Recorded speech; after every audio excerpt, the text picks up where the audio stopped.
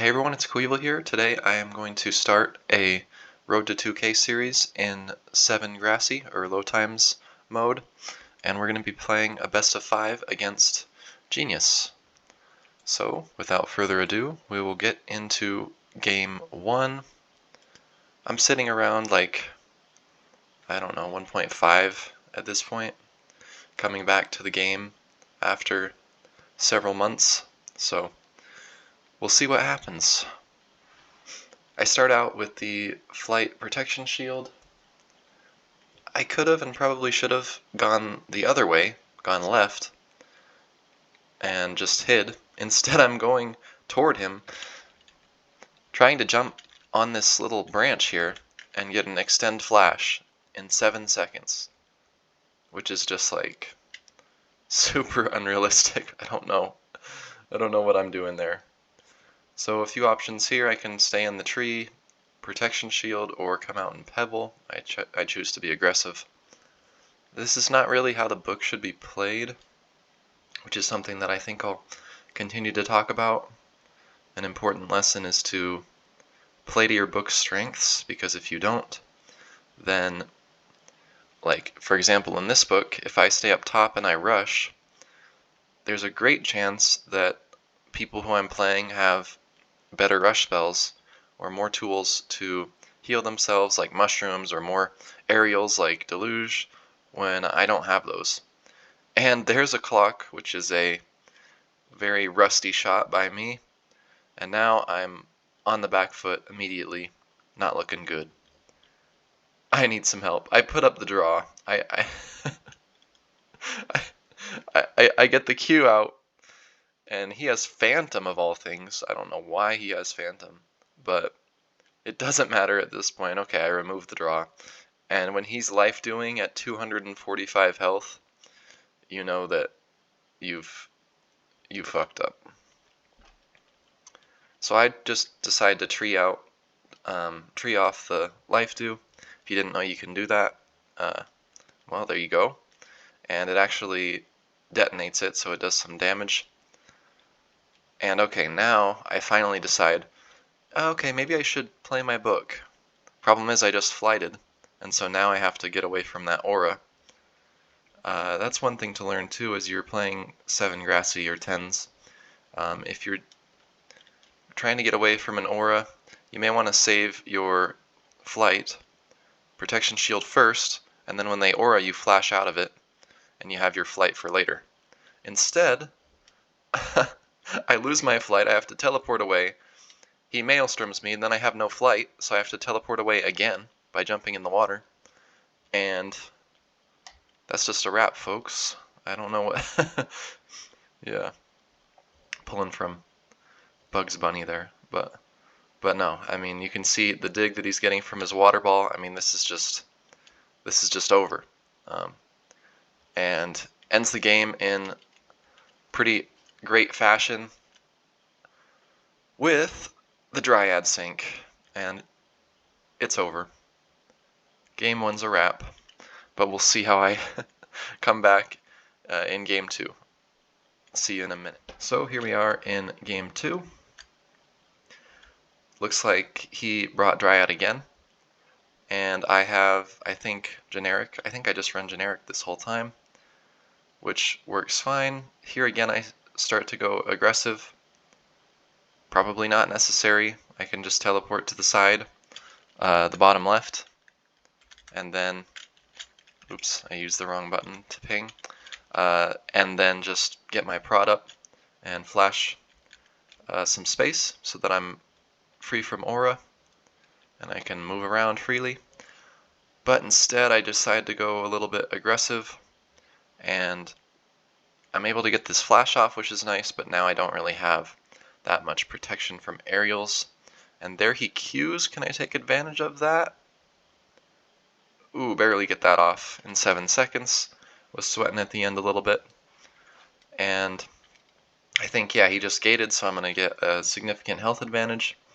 And now it's just a matter of, can I not choke? A good way to chase with Flight Prot, if you have someone teleport to the side, is just spam the key Z or X depending on what side they're on, and then at the very last second use an aura about where I placed it, and then the following turn you can move for most of the turn and then pebble down.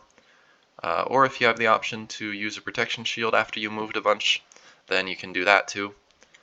And that's just a way to chase down an opponent in a few turns who's teleported to the side. There I almost was able to knock him into the aura, but not quite. And yeah, he only has a snowman really to use to block, but didn't quite work. His own storm hit the snowman and I get the win. So it's 1-1 now. Be right back for game 3. Okay, here we go in game 3. It looks like he once again has both seasons familiars, although a mixed book. So he goes for the tree there, and I think probably gating out was a better option, but he may not want to go to the side. Yeah, he might have had to set up some sort of teleport like that, and so he wanted the tree first. That's the only thing I can think of, because honestly it does help me probably more than it helps him to have that tree, but he couldn't really see a teleport spot in that short of a time, and it's a pretty flat map, so I would say there's not really a safe teleport spot that I wouldn't be able to get to in 7 seconds and hit him with a mud or something. So he goes for the tower. I go for this risky pebble. Pebble's always a hard spell to lob because it's a bolt, and the power level is just a bit unintuitive, and you have to hit multiple pebbles. It makes it harder, right?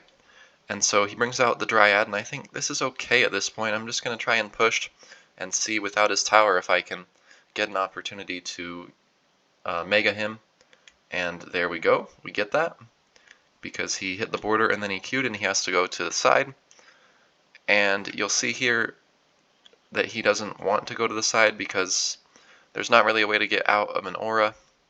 And yes, he can stall, but I have portal, and it's just looking dicey for him. And I decide to mud the Dryad because there's not really much I can do to kill it.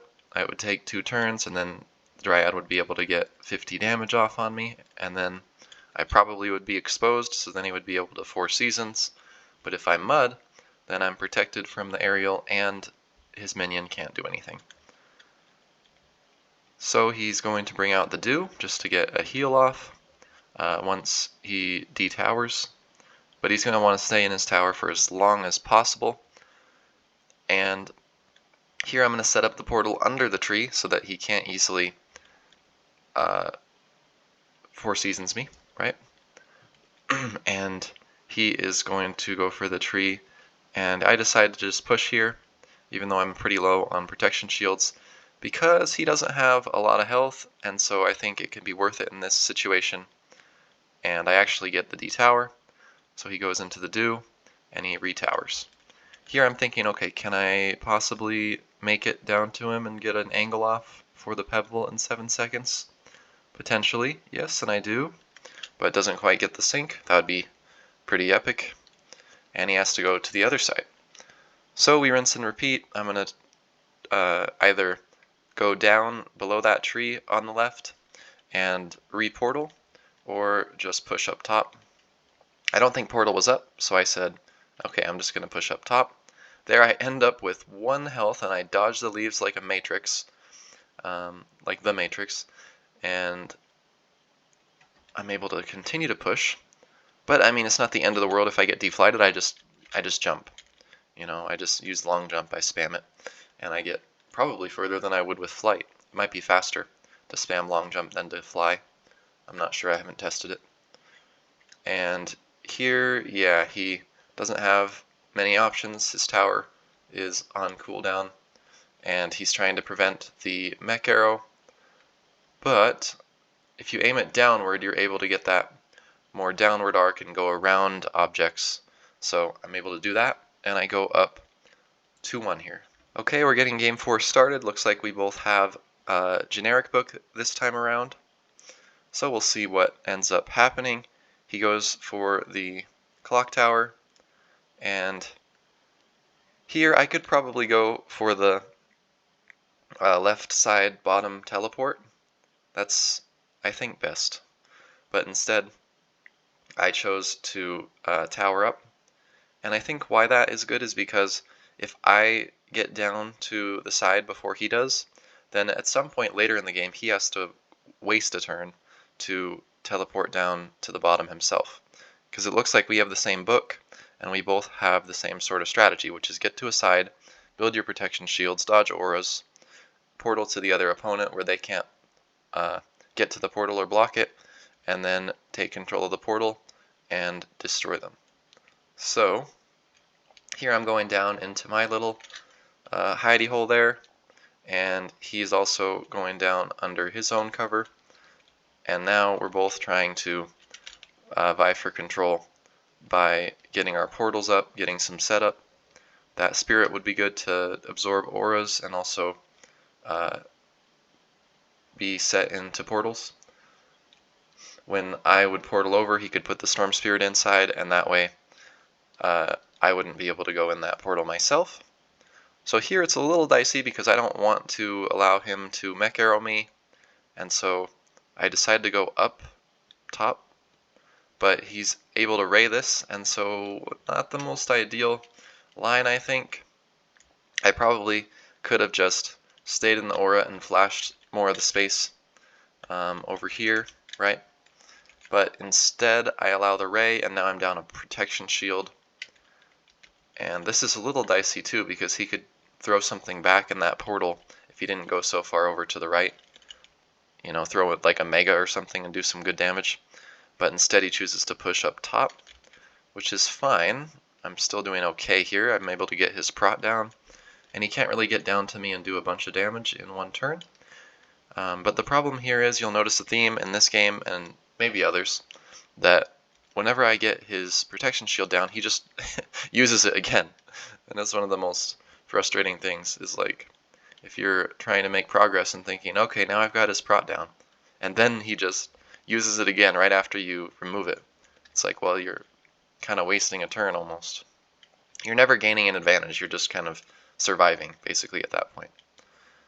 So he's able to come down toward me and use the clock. And he flashes out up top. He knows that I don't have ray, it's on cooldown because I just used it. And he wants to come back around and pebble, or once I'm detowered, use a clock again. And there I missed a pixel somewhere, and I was doing the equivalent of this, but in my mind. That kind of messes with your eyes, huh? I'll stop doing that. But yeah, it's not looking so good for me. He's got a few moves that he could do here, pebble through that little thing, but he's actually able to get through. I didn't see that down there, that he would be able to go through there. And now it's looking dicey. I have to block that portal and just, I don't know, say a prayer, I guess. He's up about 200 health. If we include protection shields, then it's going to look more like 300, roughly. So, you know, there's still a chance. I'm going to, not protection shield, I'm going to clock tower here, and then he's just going to move over and pebble down just to push. And wasn't the best pebble, but still got to me. But it gives me a couple turns to maybe think about, you know, what I want for dinner tonight, because there's not much use in thinking about how to survive this game at this point. But everything is kind of stallable with generic, although maybe not everything. We're just gonna have to wait and see. Problem is my positioning isn't the best here. This is rayable, right? And he does it. And there's no situation where I can go aggressive and get him deflighted and get him on the ropes, because he's up so much health. And so I have to go full defensive, and I don't have a portal set up, my tower's down, everything is just terrible, pretty much at this point.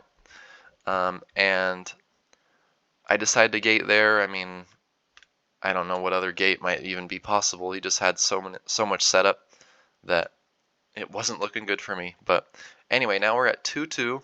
If you have enjoyed this video so far, please drop a like and subscribe to the channel. We're on the road to 1,000 subs. I'd really appreciate it. And without any further ado, we're going to head to Game 5. Here we are in Game 5. He brings 4 seasons once again, and we'll see what happens. He goes for the pine cone, and unfortunately, you can't really lob that because it will detonate after a couple seconds.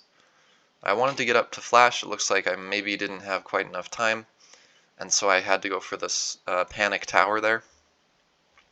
And he runs away and towers.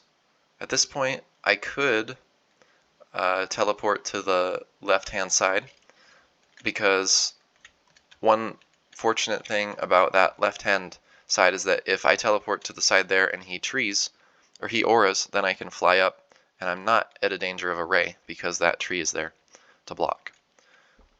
But instead what I decide to do, which is common too with this portal book, is just pebble down to create some space to run away from auras. And he's trying to prevent me from going down to that space that I make with the tree, with his own aura. And here I use that tree to hide from some aerials, and he decides to kill it, which is a fine play. He wants to use 4 seasons and, whittle away at some of my cover. And here I use the portal, probably not the best positioning there.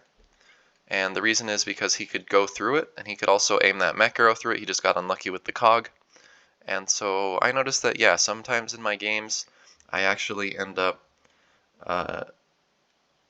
using portals that are a bit too close, and then my opponent is able to take advantage of it.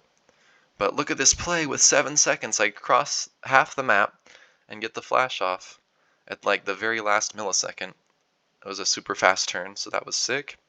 And now I'm up a bunch, so I can just kind of chill.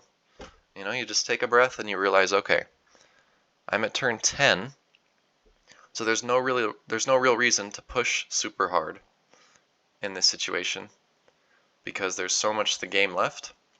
And I decided to just get back into my portal and do some digging down to him.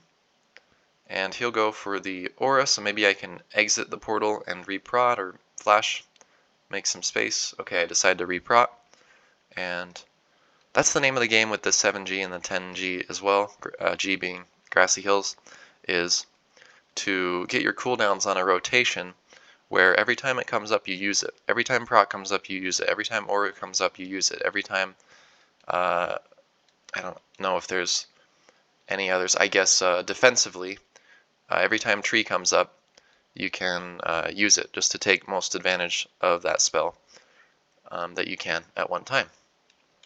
And so those are that's some of the philosophy behind this mode. It's a lot of using the same spells on rotation and throwing off your opponent's rotation of spells, because, for example, if I portal and my opponent has tree up every single time I portal, then they'll just be able to block the portal every single time, and it doesn't really lead me to any sort of progress. Now once I portal, he trees it off. If I'm able to gain access to the portal like I have here before he gets his tree back, then we're in business. So that's kind of one way to throw off the cooldowns, and yes, he has aura to also deter me from going in, but I do it anyway because I'm up a good amount of health and I can afford to take the chip. And he decides to teleport away, and you'll notice that he knows that I'm going to pop out the far left of the map there, and so he teleports to where I was before my turn started, and then I portal to the opposite end of the map. So that's also a effective technique, is to teleport to where your opponent is not going to be on the following turn if they're inside a portal. So you'll see top 7 Grassy and 10 Grassy players do that all the time if they're trying to stall or just not give their opponent a significant advantage. So that pebble was decent, I guess, 20 health, and he uses Flame Shield. That's a bit annoying, and I decide to cancel flight there. That's also another neat trick, is canceling flight. It's nice because it's faster than flying down. It would take me at least 2 turns probably to fly down to my opponent, and yeah, that would be difficult. But there I have not the best positioning, and I allow the sink, and so he's still alive in this situation. But it's the final game, right? So we'll see who can come out on top here. And let me know in the comments too if you'd like a video going over some low times grassy tips, because I just dropped several in this video, and I think, yeah, maybe there might be a market for it, or some people who might benefit from learning some of those tips. Not necessarily that they're all super specific to 7 grassy, but many of them are, and some of them may be able to help you just in general with your honing your skills at low times. So here I go for the teleport, and I think maybe, okay, I didn't quite trap him, which is unfortunate. And ugh, that's one of the worst things you can see as the player who just teleports. They're able to escape and then they tree you. Because if you flash out, then they double drain, and you can't gate out. So there's not much you can do, and so he's able to get quite a bit of health back. And I just drained to just kill the tree. And I can't even really tower there, I don't think. Otherwise, I don't know, maybe I would. I decided to prot instead. I'm just kind of waiting for my gate to come back. And there, I think this is okay because he doesn't want to detower. So we're probably fine. He does almost trap me here. Yeah, he does. Oh, and I flight and I lose it. Oh, that's so bad. So maybe I should have just towered instead of used my flight. So that's really unfortunate. And keep an eye on, you'll notice the tower health is in the top left as well. That was a recent update that was added. So that's a nice touch to help keep track of tower health. And of course it removes some of the skill behind it, but it's a great removal of a barrier to entry where people just aren't really keeping track of it, and then, you know, they get detowered and they just immediately lose. So yeah, some people might say that, well, it decreases the skill in the game because, I've been tracking tower health mentally, up to this point, and others will say, well, it'll benefit new players because there's just so much to think about in Arcanists that they're not really thinking about their tower health at all, and so it'll catch them off guard. I'm of the opinion that we look toward making changes that will benefit new players, and then prioritize those over what would please veterans. So here I go for the pebble, and ooh, close drain. Nice shot by Genius there. He just didn't quite have enough oomph on it. And here, I don't know if there's a way to maybe get a bit of a larger advantage. I didn't really want to go through the aura because I would just get stunned, and so I decided to just lob a pebble again, but it was basically a Q, and so not 100% sure what the best move would be there. Maybe I don't need to push quite as much, and I can just hide behind that tree in the mid-map and summon a spirit or something. That might be better than queuing, right? But yeah, I'm not 100% sure because I didn't have prod up or anything. Just kind of an awkward turn, sometimes you have those in especially low times where maybe your cooldowns are off, or you just messed up, like you lost your flight or something and messed up your rotation.